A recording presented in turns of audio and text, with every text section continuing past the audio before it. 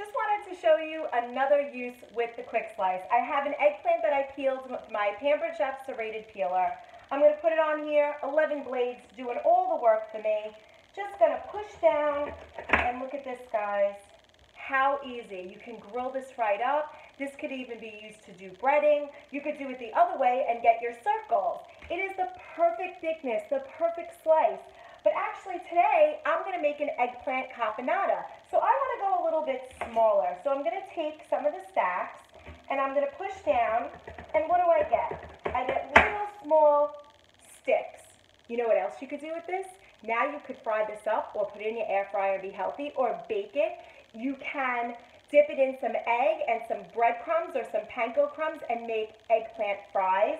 So how fun is this, guys? So many uses, but I want to go even smaller than this because I'm making an eggplant dip. So I'm going to pick them all up. I'm going to lay my pieces back down. One more time, one more slice.